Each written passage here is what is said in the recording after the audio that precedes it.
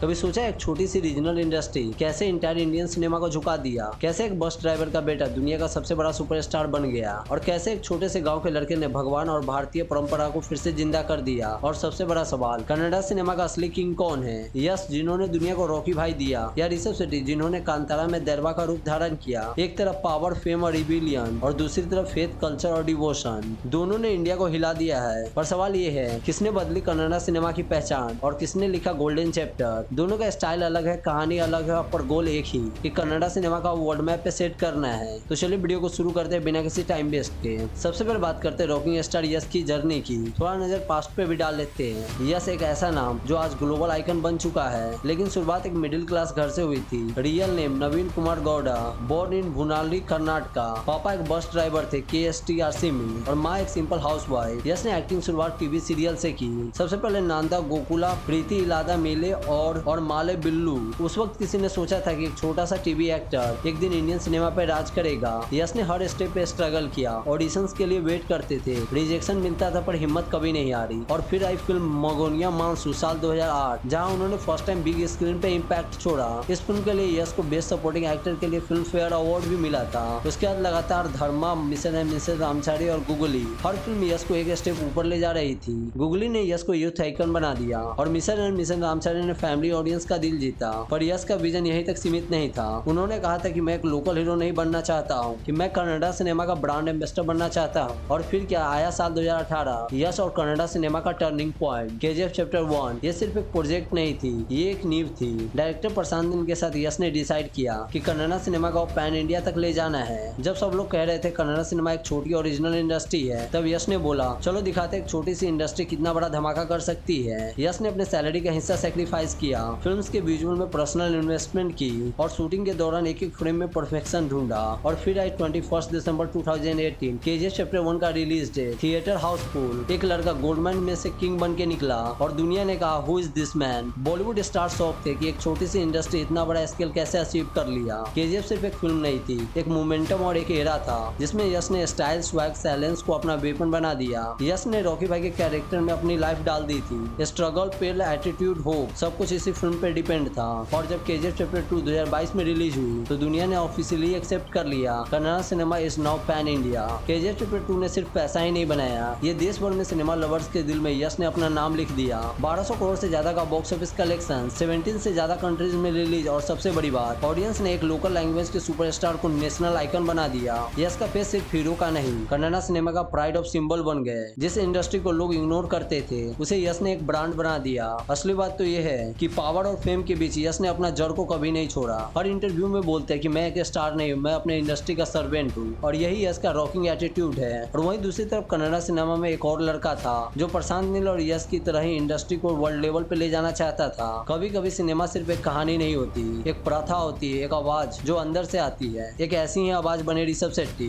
जिन्होंने प्रूव कर दिया सिनेमा सिर्फ इंटरटेनमेंट नहीं, भक्ति भी हो सकती है। बैंगलोर के एक छोटे से कोस्टल एरिया कुंदापुरा से आया एक लड़का, न इंडस्ट्रियल बैकग्राउंड, न बिग बजट, न कोई अदर इंडस्ट्री से कनेक्शन, बस एक जुनून अपने मिट्टी के कल्चर का, अपने देवता के, अपनी कहानियों को पूरी दुनिया तक पहुंचाने का। स्टार्टिंग में ऋषभ शेट्टी सिर्फ एक थिएटर आर्टिस्ट थे, स्टेज शो के छोटे रोल प्ले करते थे। एक्टिंग के लिए लोग हंस देते थे उन पे कि तू हीरो बनेगा, लेकिन उसने उनकी बातों को बीज की तरह दिल में बोया और उस बीज से उग गया एक ट्रीथ ऑफ फेथ। ऋषभ शेट्टी ने अपना पहला फिल्म रिकी 2016 में डायरेक्ट की, डिसेंट रिस्पॉन्स मिला, पर ऋषभ शेट्टी अभी भी खुश नहीं थे। उनके अंदर ऑलरेडी एक कहानी चल रही थी, एक ऐसी कहानी जिसमें देवता भी हो और इंसान भी, एक ऐसी कहानी जिसमें कल्चर और कॉमर्शियल का परफेक्ट बैलेंस हो। ऋषभ शेट्टी ने और भी कई सारी फिल्में की है, लाइक क्रिक पार्टी, गुर्दा गुरना, बेल बटन और भी कई सारी फिल्म। फिर आया साल 2021, ऋषभ शेट्टी ने अपना आइडिया हमवाले फिल्म्स के विजय कांदुरु के सामने रखा कि एक ऐसी फिल्म बनाते हैं जिसे सिर्फ देखा नहीं जा सकता है, महसूस भी किया जा सकता है। फिल्म का टाइटल था कांतारा। इस फिल्म को ऋषभ शेट्टी खुद लिखे थे और खुद ही डायरेक्ट किया और खुद ही लीड रोल प्ले किए हैं। और इस फिल्म में ऋषभ शेट्टी का जो एनर्जी और डिवाइन दिखता है वो अलग ही लेवल की थी। कांतारा फोकलोर, माइथोलॉजी, नेचर और सिंप्लिसिटी का इतना नेचुरल एक्टिंग था कि ऑडियंस भी सोचती रह गई कि ये सिनेमा है या देव दर्शन। सबने सोचा low budget film, no big star cast और ना ही कोई मार्केटिंग, लेकिन जब दैवा सीक्वेंस आया तब थिएटर में लोग चिल्ला उठे, this is not just acting, this is divine of perfection. एक ही फिल्म ने सबको शॉक कर दिया। क्रिटिक्स ने कहा मास्टरपीस, ऑडियंस ने कहा मिरेकल। कांतारा सिर्फ कन्नड़ा सिनेमा का प्राइड नहीं बनी, ये इंडियन सिनेमा का कल्चर मिरर बन गई। फिल्म ने हर रिलीजन के इंसान हमको याद दिलाया कि हम मॉडर्न हो गए पर हमें अपने कल्चर को कभी नहीं भूलना चाहिए। ऋषभ शेट्टी अब सिर्फ एक फिल्म मेकर नहीं रहे, एक मोमेंटम बन गए। बॉलीवुड के लोग बोल रहे थे ऋषभ शेट्टी ने वो कर दिखाया जो कोई नहीं सोच सकता था। क्रिटिक्स ने कहा he did not show gods, he made us feel God. और सबसे बड़ा प्रूफ, कांतारा ने 400 करोड़ के बॉक्स ऑफिस कलेक्शन की बिना किसी मार्केटिंग और प्रमोशन के, सिर्फ वर्ड ऑफ माउथ और इमोशन ऑफ साउंड से।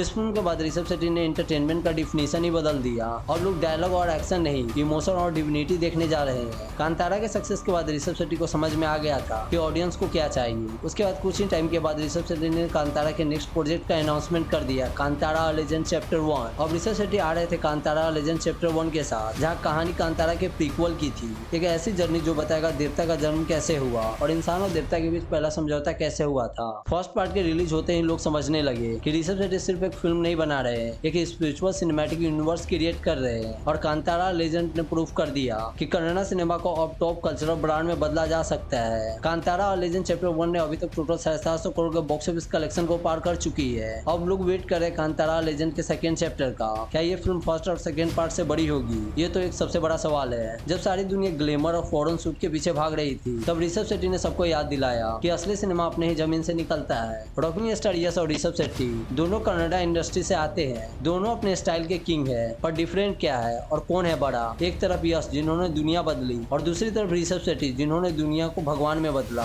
यश एक मास हीरो है जिनकी फिल्म सिनेमैटिक यूनिवर्स क्रिएट करती है और ऋषभ शेट्टी मास सोल है जिनकी फिल्म ह्यूमंस कनेक्शन क्रिएट करती है। यश स्क्रीन पे पावर और रिबिलियन का सिंबल है और ऋषभ शेट्टी फेथ और डिवोशन के।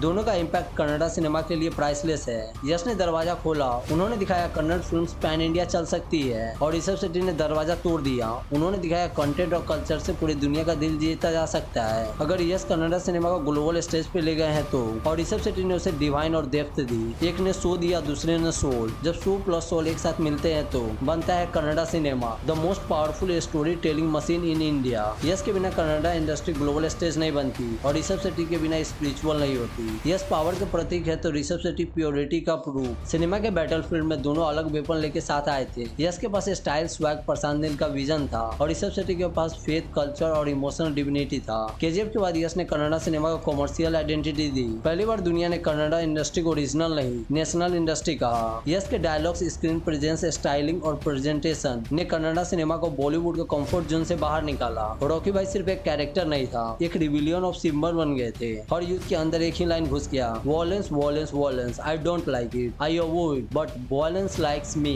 I can't avoid. इस मूवमेंट ने यश को सिर्फ एक एक्टर नहीं, एक यूथ आइकन बना दिया। वहीं दूसरी ओर ऋषभ शेट्टी ने कुछ अलग बनाया। वो क्राउड के लिए फिल्म नहीं बनाए थे, उन्होंने अपने कम्युनिटी के लिए फिल्म बनाई थी। और कांतारा ने प्रूव कर दिया सिनेमा सिर्फ लाउडनेस से नहीं, साइलेंस से भी हिलाया जा सकता है। ऋषभ शेट्टी के स्टोरी टेलिंग में ना कोई हाई बीएफएक्स का यूज हुआ, ना कोई फॉरेन लोकेशन शूट और ना ही कोई बिग स्टार कास्ट। सिर्फ अपने कंटेंट, कल्चर, कम्युनिटी और देवता के प्रकृति था।